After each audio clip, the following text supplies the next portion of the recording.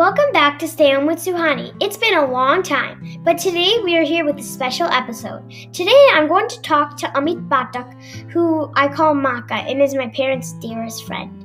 Amit and his partner PJ adopted a baby during the pandemic, so I decided to interview him about the process. Hello, Amit Maka. Hi, how are you? Good. So I'm here to ask you a few questions. When and why did you decide to adopt a baby? So I think I've always wanted kids, and even from a younger age, I thought I was having fun with kids and playing, and I thought it would be kind of cool to be a parent. But as I grew older, I thought also it would be great to pass down some of my lessons that I've learned, some things that I've kind of had experienced in my life, and also share some of the fun things that I've done in the past. So I thought it was a great way to pass that down to somebody else. Yeah. Can you give a summary how the adoption process works? Sure. So in the beginning, you essentially, as an adoptive family, have to put together a profile. So obviously this is what your names are, age, and who you are. There's a lot to it. There's also kind of what you like and what you expect, kind of like what you asked. Why do you want kids, and what do you imagine parenting would be like, to kind of give them to give anyone else an idea of how you'd be as a parent. And there's a lot of paperwork. There's a lot of forms to fill out. You can hear Leo right now. And then basically when we fill everything out, we submit it. And then there'd be essentially potential birth families that would look over different profiles and try to see what would match with them. There could be different things. It could be based on location and what you like, or kind of logistical stuff. But a lot of times it's one of those things.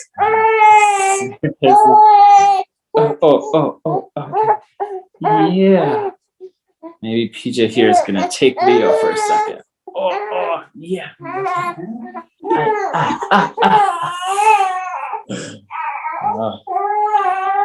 How did you and PJ Maka feel during the adoption process? What did we feel? Yeah, how did you feel? How did we? So it was kind of a roller coaster of emotions.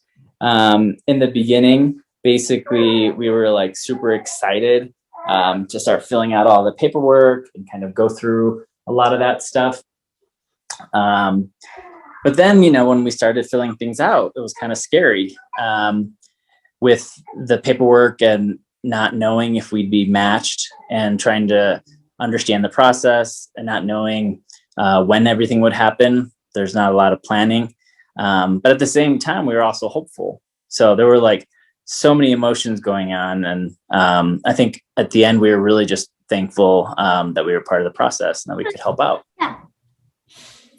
So my next question is, how did you feel when you got the call? The call, oh my God, it was kind of crazy. It was something that we just didn't expect. It seemed like it was any other day. And when we got the call, we were so excited, but really surprised and shocked at first. And they gave us some details and gave us more information. And honestly, we were just so thankful at the end to really be matched with somebody and have a connection. We actually got some photos, and we actually got the first photo of Leo in the womb. So it was really, really kind of surprising and also really exciting. And yeah. So my next question is, I know the baby's name is Leo, but why did you name him that? So Leo kind of comes from Leonardo da Vinci. I don't know if you know him. He's an artist, painter. Yeah. He actually painted the Mona Lisa. Oh. And so a lot of people know him as a painter, but a lot of people don't know that he was also a sculptor. He was an inventor. He was an engineer. He was a philosopher. And so a lot of those things we wanted to embody because it was something that PJ and I both have and wanted to kind of pass down. PJ as the philosopher, knowing literature, me knowing engineering and science. So if we kind of taught him everything he knew, he could kind of be like Leonardo da Vinci in a way. Yeah, it's really cool. So my next question is, how did your life change when you got the baby?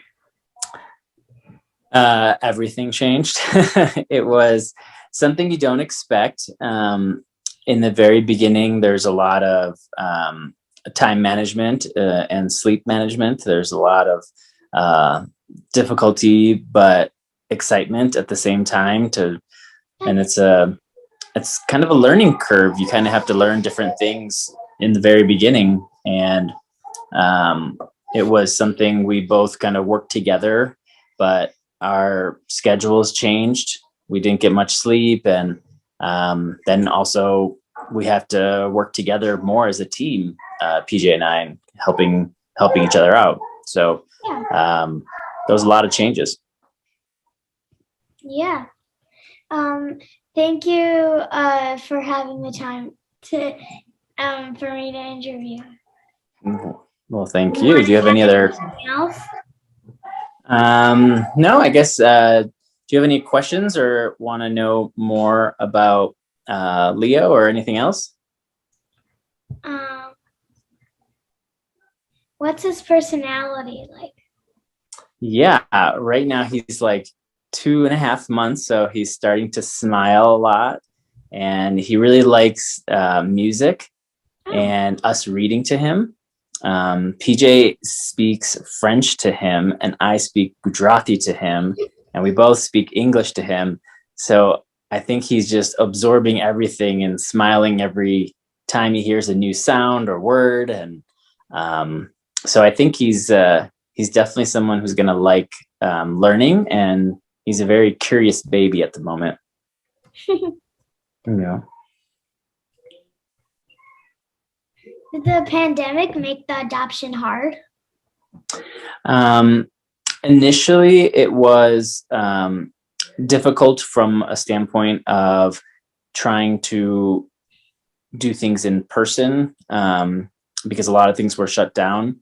I think we would have done more things in person from the paperwork standpoint, but it wasn't too bad.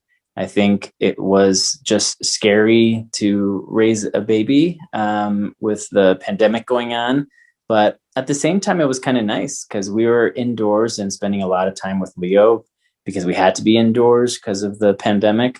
And so we got to really enjoy those first moments of spending time with him. Mm-hmm. They're really great. Yeah. Bye. Take care.